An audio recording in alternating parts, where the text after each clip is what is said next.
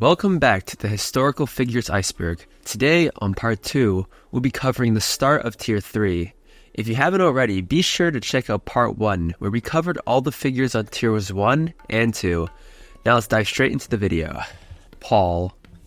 We start off with Paul. Well, that wasn't always his name. He started off as Saul, and he lived in a place called Tarsus around the year 5 AD.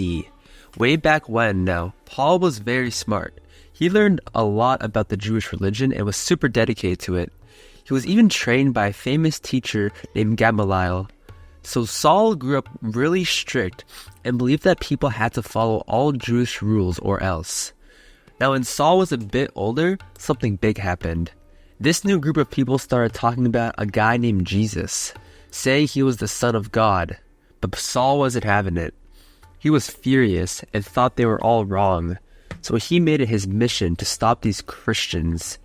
He was actually on his way to a city called Damascus to arrest more of them when out of nowhere, this crazy bright light blinded him and Saul heard a voice. It was Jesus himself. Jesus basically said, "Saul, why are you being so mean to me?" And Saul was like, whoa, who are you? Jesus told him who he was, and Saul's whole world flipped upside down. For 3 days, Saul was blind and didn't eat or drink anything. Then a Christian named Ananias came to him, and Saul's sight was healed. Following that, Saul was a changed man. He wasn't Saul anymore. He became Paul. He determined to bring the gospel, which is the teaching/revelation of Jesus, to the Gentiles. So he got rid of his Roman name and became known as Paul, a name Gentiles were accustomed to.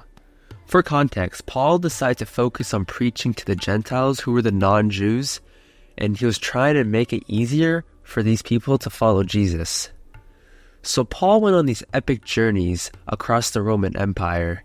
He traveled everywhere to tell people about Jesus. He wrote letters that we now call the epistles and composed 21 chapters in the New Testament of the Bible and started churches everywhere. But not everyone was a fan. Paul got thrown in jail, beaten, and chased out of towns, but he never gave up. Fast forward a bit, Paul kept doing his thing up until around 64 or 67 AD. Sadly, he got into trouble with the Roman emperor at the time, Nero. Paul was arrested and taken to Rome, and that's where he met his end, most likely getting beheaded. So why does Paul's story matter so much? Well, here's the deal. Paul wasn't just another preacher. He's the reason Christianity spread far and wide. Imagine if someone went around telling people about a brand new idea that changed the world. That was Paul. As mentioned, the letters that he wrote, called the epistles, are now in the Bible, which, fun fact, is the best-selling book in the world. And people still read them today. His words have a huge influence on what modern Christians believe. He was the guy who explained that Jesus' message wasn't just for one group of people, but for everyone, rich, poor, Jewish, or non-Jewish. While Jesus was the man who founded the religion of Christianity, Paul played a huge role in actually spreading it, and hence why he's in the top of Tier 3. Genghis Khan. Now, let's talk about one of the most interesting warlords in history, Genghis Khan. A baby named Temujin was born around the year 1162. Unlike a lot of the people we talked about in this series, he didn't come rich from riches or a fancy castle. Nope. Rather, he was born into a tribe that lived on the open Mongolian grasslands, riding horses and living off the land. His dad was a tribal leader, but when Temujin was about 9 years old, his dad was poisoned by enemies, and his family was abandoned by their own people. So Temujin, his mom, and his brothers were left all alone in the wilderness. He grew up in extremely tough conditions. He had to be tough just to stay alive. He learned how to ride horses, hunt, and fight. He was also super smart about making alliances with other tribes. Even as a young guy, he dreamed big, like really big. He wanted to unite all of the Mongol tribes, who were always fighting with each other, into one massive, unstoppable force. However, this would be easier said than done, because at the time, all of the Mongol tribes had some sort of long-standing feuds with each other, and were also culturally separated. As he grew older, he began making moves. He gathered warriors, made deals with powerful allies, and began taking on enemies left and right. Through battle after battle, he rose to power, becoming the leader of the growing Mongol army. And by 1206, he eventually achieved his goal and united all of the Mongol tribes under his rule. This was a huge deal because for centuries, these tribes had been fighting each other with no end. To mark his new power, Temujin took on the title Genghis Khan, which means universal ruler. He wasn't just a leader anymore, he was the Khan of all Mongols. But Genghis Khan didn't just stop there. He wanted to conquer the world, and with his unstoppable Mongol army, he actually came surprisingly close. Genghis Khan led his warriors across Asia, into China and beyond. His army was super fast, fearless, and skilled at using horses and archery, which gave him a huge advantage. One of his first big victories was taking over northern China and the Qin dynasty. He then moved west, conquering lands as far as Persia and parts of Europe. Genghis Khan's armies were known for being brutal in battle, and what made them different were their incredibly clever warfare tactics. He used psychological tactics, such as pretending to retreat to lure enemies into traps. Genghis Khan was also a great organizer. He created laws, protected trade routes, and even allowed people to practice whatever religion they wanted. After years of conquering lands and expanding his empire, Genghis Khan's reign came to an end in 1227 during one of his military campaigns. Although the exact cause of his death is still debated, some say he fell off his horse, others think he was injured in battle. But when he died, he left behind an empire that stretched from the Pacific Ocean all the way to Eastern Europe. There's a legend that when he died, he already planned to have 1,000 soldiers carry his body to a burial site, and to prevent the location from ever being revealed. The burial soldiers were killed, and those who killed the soldiers were dispatched. And then thousands of horses trampled the burial site to hide any trace of it. Now let's talk about why Genghis Khan is such a big deal today. Genghis Khan wasn't just some guy swinging a sword around, he was a game changer for the entire world. First of all, he was the founder and ruler of one of the largest empires in history, namely the Mongol Empire, only second to the British Empire in terms of landmass, and that alone made a massive impact. He brought together a lot of different cultures, languages, and people, which helped spread ideas, technologies, and goods across Asia and Europe. Due to Genghis Khan, trade along the famous Silk Road exploded, connecting China, the Middle East, and Europe in which ways they had never seen before. Genghis Khan's army was known for their speed and tactics, and they introduced new ways of fighting that were way ahead of their time, hence why they are quite literally unstoppable. His use of cavalry and clever battle strategies influenced how future armies would fight. The cool thing is, many military leaders, even centuries later, studied Genghis Khan's tactics to improve their own strategies. With everything he's done, I guess you could say that he was pretty damn influential, making his spot at the top of Tier 3 fitting. Alexander the Great. Now, let's head back over 2,000 years ago. There's a boy born in a place called Macedonia, which was in ancient Greece. His name? Alexander. But he wouldn't be called Alexander for very long. He'd earned the title Alexander the Great, and there is a good reason for that. Alexander was born in 356 BCE, and from the very start, it was like he was destined for greatness. His father, King Philip II of Macedonia, was a powerful warrior and leader. He taught young Alexander all about being a king and a soldier, but it gets cooler. His mother, who was Queen Olympias, believed Alexander was descended from heroes and gods, like the mighty mythological hero Hercules, and she told him he was special. Now, every great hero needs a great teacher, right? Well, Alexander had one of the best teachers, and this teacher's name was Aristotle. Yes, the famous Greek philosopher. Aristotle taught Alexander about science, philosophy, and even how to think about the world in new ways. So not only did Alexander know how to fight and lead, he was also extremely smart. When Alexander was just 20 years old, his father was suddenly assassinated. And just like that, Alexander became king of Macedonia. But ruling one kingdom wasn't enough for Alexander, who was ambitious. He had big dreams. He wanted to conquer the entire world.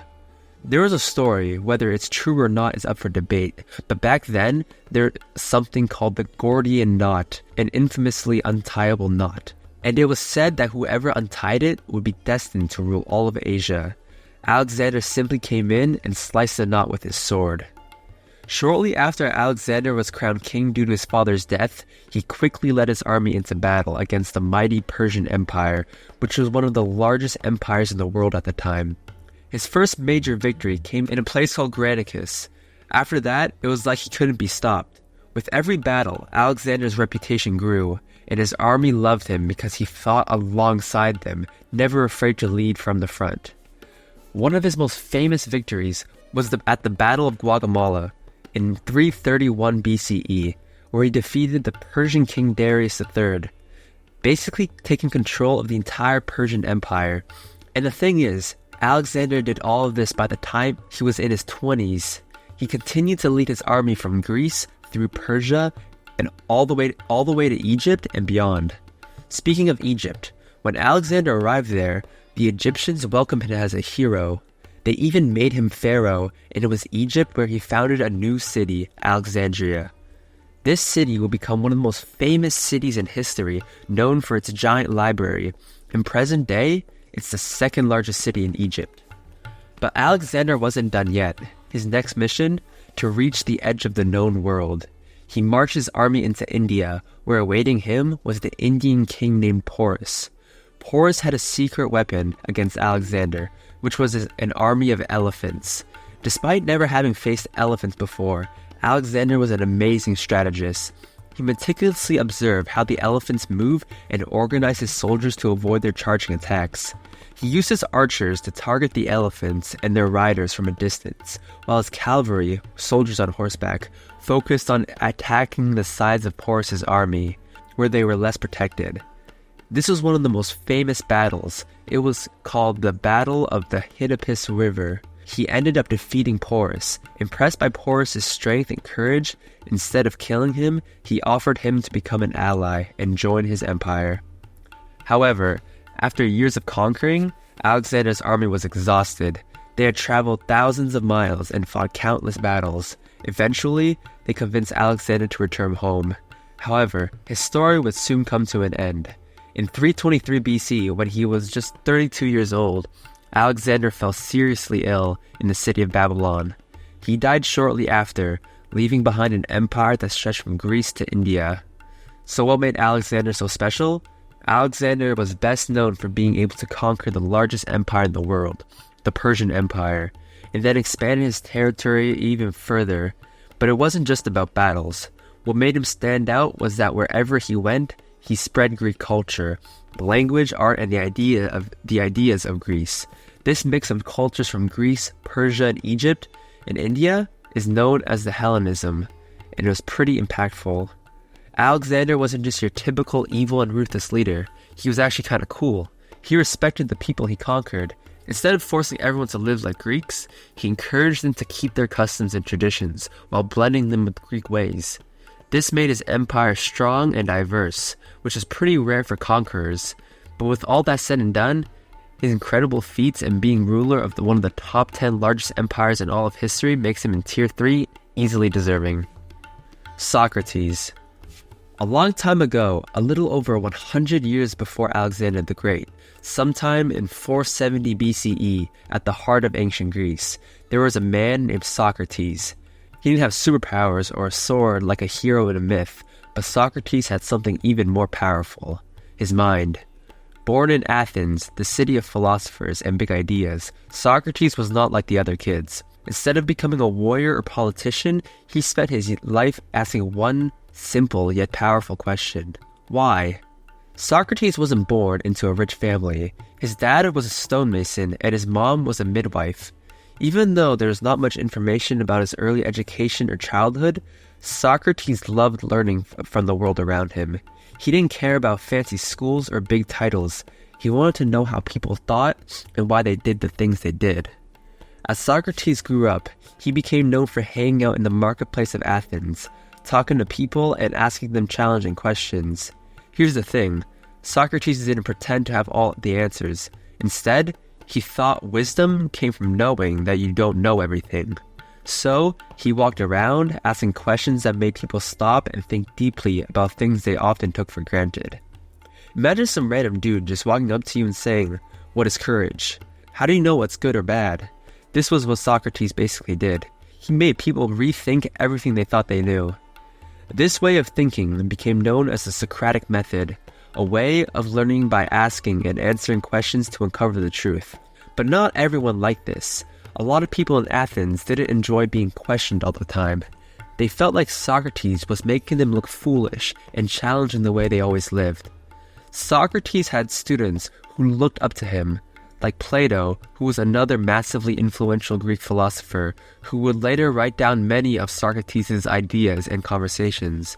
But as much as Socrates loved thinking and asking questions, it didn't win him many friends among powerful people in Athens.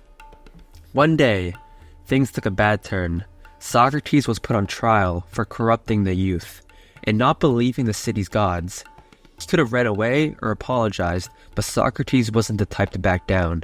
In the courtroom, he defended himself by doing what he did best, asking more questions and sticking to his belief that the unexamined life wasn't worth living. He wanted people to think for themselves, even if it upset them. In the end, the jury found him guilty, and Socrates was sentenced to death. But instead of choosing exile or begging for mercy, Socrates simply accepted his fate.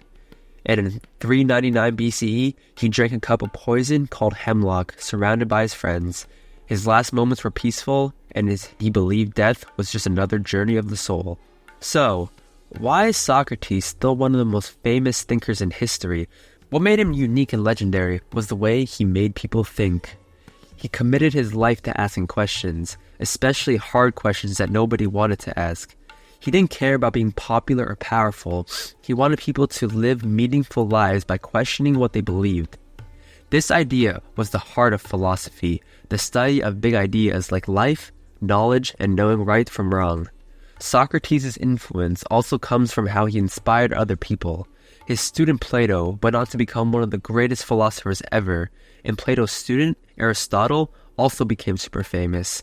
And then, as mentioned in the previous entry, Aristotle taught Alexander the Great, and so on and so forth. Socrates' actions made quite the domino effect. He changed the way people thought about everything, from science to politics to ethics. Socrates' method of asking questions is still used in classrooms and debates today. It's called the Socratic method, and it's all about digging deeper, never accepting easy answers. So next time, when someone tells you to stop asking why, just remember, you're simply following in the footsteps of the legendary historical figure, Socrates. Plato. It was around 428 BCE in ancient Greece when a boy named Plato was born in the famous city of Athens. Plato came from a wealthy and powerful family, and his real name wasn't even Plato. His actual name was Aristotle. But Plato was a nickname, which means broad or strong, probably because he had a solid build. Growing up, young Plato was surrounded by the best teachers and had a chance to learn about all kinds of things, from math to poetry to politics. But one day, he met someone that would change his life forever, Socrates, greatest philosopher of his time, and probably the greatest of all time. Plato became Socrates' student and learned that life wasn't just about knowing facts, but asking deep questions like what is justice or what is truth. Socrates taught Plato how to think and challenge everything, and this made Plato want to dedicate his life to philosophy, which was all in the heart of wisdom. He was inspired by Socrates to explore big ideas about life, society, and the universe. But unfortunately, in 399 BCE, when Plato was still a young man, Socrates was put on trial and sentenced to death for his teachings. This deeply affected Plato, and it made him realize how important it was to preach truth and justice. After Socrates' death, Plato traveled around the Mediterranean, visiting places like Egypt and Italy. During these travels, he learned from many different cultures. Eventually, Plato returned to Athens and did something that would change education forever. He opened a school called the Academy. And guess what? This school became the very first university in history. Plato's Academy was a place where students came to learn about philosophy, science, and mathematics. Plato also wrote many famous works, but one of his most famous was called The Republic. In it, he describes his idea of the perfect society where everyone works together in harmony, guided by wisdom. He also introduced the world to the now famous concept called the allegory of the cave. This allegory is like a story within a story that helps explain to people the world around them. It goes like this. Imagine a dark cave where a group of people have been chained up for their entire lives. These people have never seen the outside world. All they can see is a wall in front of them. Behind them is a fire, and between the fire and the prisoners, there's a walkway where people carry objects and puppets. The fire casts shadows of these objects onto a cave wall, and since the prisoners can't turn around, all they see are these moving shadows. This allegory was a way for Plato to explain how people understand reality. He thought that most people were like the prisoners in the cave, only seeing shadows of the truth and believing them to be real. These shadows represented illusions or incomplete knowledge that are often accepted without questioning. Plato lived a long life, passing away around 348 BCE. Easily, one of the biggest contributions to Plato's life was when he founded the Academy. It became a place where students could question everything and learn everything. So I guess you could say, due to his influence, we have schools today, which to some people might have the reason to hate this guy. But it isn't to say that he had a huge influence on learning and education as a whole. Aristotle. Shortly after the era of Plato, in 384 BCE, in a town called Stagira in ancient Greece, Aristotle was born. His father, Nicomachus, was a doctor for the king, which meant Aristotle grew up learning about medicine, nature, and human anatomy. But things changed when Aristotle was young. His parents passed away, and he had to move to the city of Athens.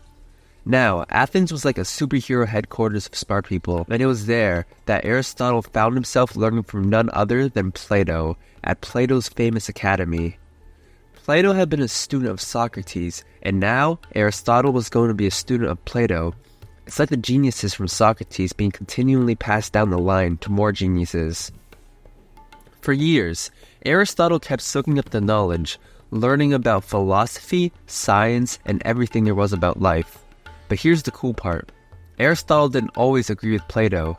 He was bold enough to question his teacher's ideas and come up with his own. While Plato believed that theoretical ideas were the most important things, Aristotle thought it was even more important to study what we could physically see and touch. After many years of studying in Athens, Aristotle left to explore the world.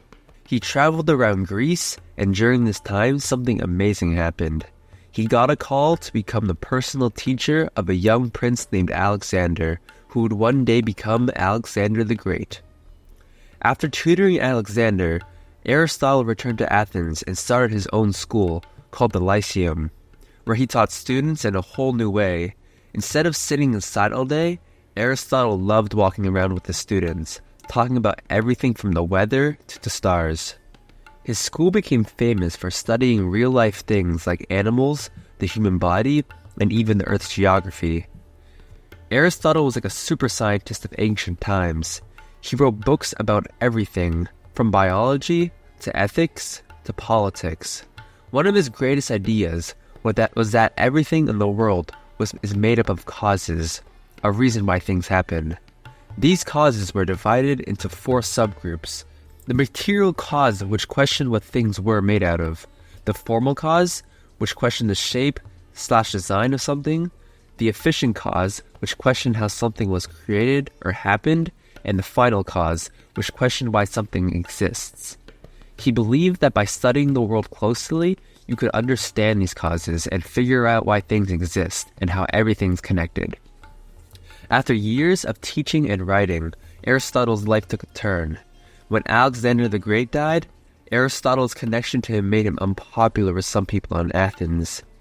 Fearing that he might be put on trial like Socrates, Aristotle left Athens, saying he didn't want Athens to sin against philosophy twice. Aristotle passed away a year later in 322 BCE. One of Aristotle's coolest legacies is how he shaped the future of science. He was one of the first people to categorize plants and animals based on their characteristics, a system that would later inspire modern biology. He even wrote about the stars and planets for what would eventually become astronomy. His idea that the world is made up of causes and effects inspired scientists to ask questions about why things happen and look for logical solutions. He essentially revolutionized various fields in science, politics, and ethics, easily making him one of the most influential philosophers in history. Homer. A long time ago in ancient Greece, there was a man named Homer, and he was famous for telling the most epic stories ever. Now here's the thing, no one actually knows exactly when Homer was born, but it was a really long time ago, maybe around the 8th century BCE, way before Socrates, Plato, and Aristotle. People aren't quite sure where he came from, but they think he might have lived in a place called Iona, which is along the coast of what is now Turkey. There's even a mystery about Homer's life, because some say he might have been blind. But overall, there's way too much mystery surrounding his identity. All that is mainly known are his literary works, which is the reason he's so high up on this iceberg. Now the reason why mainly his literature works are known, and are still known to this day, are because of the two greatest stories ever told, the Iliad and the Odyssey. First, let's talk about the Iliad, which is an epic poem that takes place during the last year of the Trojan War. It's filled with warriors, powerful gods, and epic battles. The story's main hero is Achilles, a fierce warrior whose anger reflects much of the story. There's a huge wooden horse, a city under siege, and even duels between heroes. Homer didn't just tell stories about fighting, he made his characters come alive by talking about their emotions, their struggles, and their dreams. Something that you see a lot of modern-day stories do to make them more in-depth. In Homer's time, this was absolutely insane. He also created the Odyssey, another epic poem about a hero named Odysseus, who goes on a wild adventure to get back home after the Trojan War. Odysseus faces all kinds of dangers. Giant one-eyed cyclops monsters, whirlpools, magical goddesses, and even a trip to the underworld. His journey takes 10 long years, and along the way, he faces cunning challenges that tests his strength and intelligence. The Odyssey had a lot of action, bravery, and clever tricks, which made Homer's storytelling so ahead of his time. It was one of the most captivating adventure stories the world back then had ever seen. Want to know what else is cool? You know the famous mythological Greek gods such as Zeus and Poseidon? Homer's stories help make these myths have more depth, character, and drama, and help turn them into the famous tales that we hear today. Although Homer lived in a time before books were common, his poems were passed down by word of mouth, kind of like the ancient world's version of a blockbuster movie that everybody talked about. He didn't have a pen or a keyboard, but his words were so powerful that people memorized them and shared them for generations. He basically revolutionized epic storytelling. Homer's best work, of course, is the Iliad and the Odyssey. These two poems are so important that they're considered the building blocks of Western literature. That means many of the books, movies, and a lot of the fictional stories we read about are influenced by the way Homer told stories. The Odyssey, for example, has inspired books like Lord of the Rings and movies like Star Wars. Qin Shi Huang. In ancient China, around 259 BCE, a young boy named Yin Zheng was born into a powerful family. He was going to be the future king of the state of Qin, but little did anyone know, he would grow up to become the first emperor of China. That's right, he wasn't just a king, he became the legendary Qin Shi Huang, the man who united all of China and built some of the most incredible wonders in the world. Yin Zheng became the king of Qin when he was just 13 years old. At that time, China was divided into different states, and these states were always at war with each other. Back when Yin Zheng was alive, China was under the Warring States period. China wasn't a single unified country. Instead, it was divided into 7 major states. Yin Zheng wanted to put an end to all the fighting and bring the world land together under one rule, which was his rule. By the time he was 38 in 221 BCE, he had done what seemed impossible. He defeated all the warring states and declared himself the first emperor of China. That's when he took the name of Qin Shi Huang, which means First Emperor of Qin. It was the title that declared the official start to the famous Qin dynasty, a dynasty that would last just 15 years but would have influence for the next 2,000 years. Becoming emperor was just the beginning of Qin Shi Huang's life. As soon as he was in charge, he started building and inventing things that would change China forever. One of the coolest things he did was standardize everything. He made sure that the empire used the same writing, money, weights, and measures. This made it easier for people to trade, travel, and communicate across the huge empire. Then came one of the most legendary projects, the building of the famous Great Wall of China. He ordered his people to connect the walls that different states had built to protect themselves from invaders, creating a massive wall that spanned 21,196 kilometers or 13,171 miles across northern China. It was a huge, grueling project, but it helped protect his empire from enemies. Qin Shi Huang was also obsessed with living forever. He searched for an elixir of immortality, a magical potion that would make him live forever. He sent out explorers and scientists to find it, but sadly they never did, probably because it doesn't exist. Despite all his power, even the almighty Qin Shi Huang couldn't escape death. In 210 BCE, when he was 49 years old, Qin Shi Huang passed away while he was traveling through his empire. Although his death is unknown, some speculate that he died because he got poisoned by the supposed elixir he was searching for. But it just so happened to contain mercury. Even in death, he wanted to be remembered in the most epic way possible. He had a giant tomb built for himself, complete with an army of terracotta soldiers, which are life-size clay warriors to protect him in the afterlife. These soldiers were discovered thousands of years later, specifically in 1974, and today they have been considered to be one of the greatest archaeological finds in history. So why was he so influential? The moment he declared himself the first emperor of China was one of the most important moments in world history. He united China, which was known to have been divided for centuries, and laid the foundation for modern China. Some of his other extremely influential achievements was standardizing everything across his empire. As mentioned, by making sure everyone used the same writing, money, and systems, he helped China turn into a more organized place, an effect that can still be seen in modern China. And perhaps we can't leave out the Great Wall of China, a landmark that probably everybody you'll ever talk to has heard about. It's part of the 7 wonders of the modern world, quite literally the most famous historical landmark. Adi Shankara. A long time ago in 8th century India, a baby named Adi Shankara was born in a small village called Kaladi in present-day Kerala. Even though his father passed away when he was very young, Shankara grew up to be one of the most brilliant minds in the world of philosophy. His mother, Aryamba, raised him and realized early on that this kid was a genius.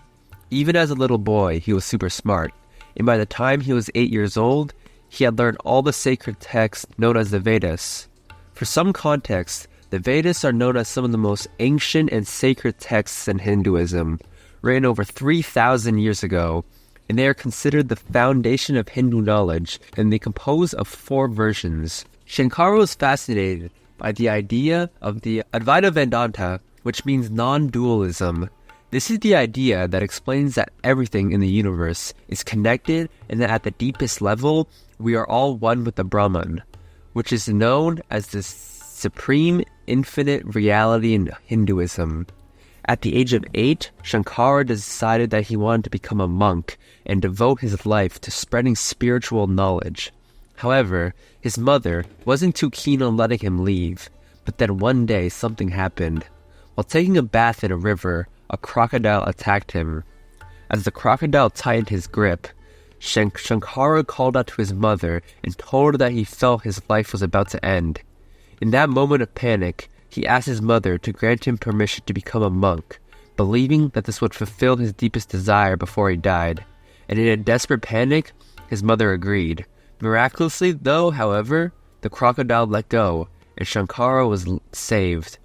After that, his mother allowed him to follow his destiny.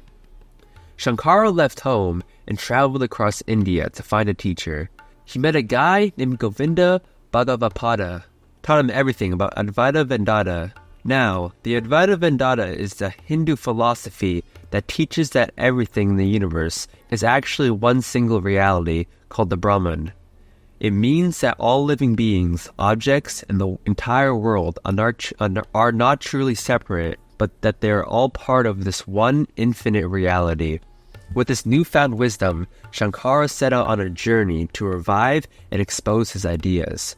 He walked thousands of miles, debating with scholars and philosophers wherever he went, using logic and reason to show people the concept of non-dualism. But Shankara wasn't just a thinker, he was also an action hero of the spiritual world. One of his most legendary moments was when he debated a famous philosopher named Mandama Misra, who was known for his incredible debating skills. In this debate, Shankara argued that true knowledge came from understanding the non-dual nature of the universe, while Mandana Misra believed that the path to truth was through the rituals told in the Vedas. The debate was so intense that it lasted for days. The judge, Mandana Misra's own wife, Ubaya Bharati, who was also a great scholar. In the end, Shankara won the debate, and Mandana Misra became one of his closest disciples. He didn't just stop at debates. He wrote commentaries on various ancient Hindu scriptures like the Upanishads, the Bhagavad Gita, and the Brahma Sutras. These writings were kind of like guides for people to understand the deep truth about the life and the universe. He explained that we are all connected to the Brahman and that realizing this truth could lead to moksha, or in other words, spiritual freedom. He also established that the 4 mathas, which were monasteries across India in the north, south, east, and west, to keep his teachings alive. These mathas became centers for spiritual practices that still exist. Adi Shankara would end up passing away at the age of 32 by supposed natural death. His main influence comes from the fact that he changed how people in India and around the world understood religion and philosophy. His teachings on Advaita Vedanta, or non-dualism, have taught millions of people to see the world in a whole new way. Hippocrates. In around 460 BCE, in ancient Greece, a boy named Hippocrates was born on the island of Kos. Hippocrates was destined to become the father of medicine. Back in his time, people didn't know much about how the human body worked, and they believed illnesses were caused by the gods being angry or by the evil spirits. But Hippocrates thought, wait a minute, what if sickness has natural causes like changes in the body or environment? Growing up, Hippocrates probably learned about medicine from his father, who was also a physician. He studied hard and traveled to many places, learning all about the human body and how to heal it. He didn't have fancy tools like machines like doctors do today, but he used something just as important: observation and common sense. Hippocrates believed that to understand how to cure people, you first had to study them and carefully watch what they eat, how they sleep, and how they live. This was completely different from what people thought back then, and it was the beginning of medicine. As Hippocrates grew older, he became a famous physician, teaching others about his ideas. One of the coolest things he did was create the Hippocratic School of Medicine. He used common sense to teach that diseases were caused by natural things like diet, lifestyle, or the environment, not by gods or magic. He believed that the body had 4 main fluids, also known as humors at the time. These 4 humors were blood, phlegm, black bile, and yellow bile, and that keeping them in balance was the key to staying healthy. Hippocrates wasn't just smart, he also cared about doing the right thing. He created something called the Hippocratic Oath, which was a promise that doctors would treat their patients with kindness and fairness, and always do what's best for them. Even in the present, doctors still take an oath based on this one before they begin their careers. Hippocrates wrote lots of books about medicine, but one of the most interesting things he believed was that the body could often heal itself by given the right care, a foreign concept at the time. He didn't believe in magical cures. He focused on simple things like a good diet, exercise, and rest. He also knew that doctors needed to keep learning and improving their skills. Hippocrates spent his life wanting to understand why people got sick in the first place. After a lifetime of healing and teaching, Hippocrates passed away at around 370 BCE, but obviously his legacy didn't die with him. He had become the father for medicine, and his ideas would influence doctors for thousands of years. Being the first person to actually propose the concept of medicine, I would argue he should be higher up on this tier, considering the impact medicine has on modern-day humans. Anyways, that's it for part 2. Thanks for sticking around until the end. Make sure to subscribe so you stick around for later parts in the series. Up next, we have more entries in Tier 3, such as Julius Caesar, Isaac Newton, Mary Mother of Jesus, and much more. Thanks for watching today's videos, and we'll see you again in the next one.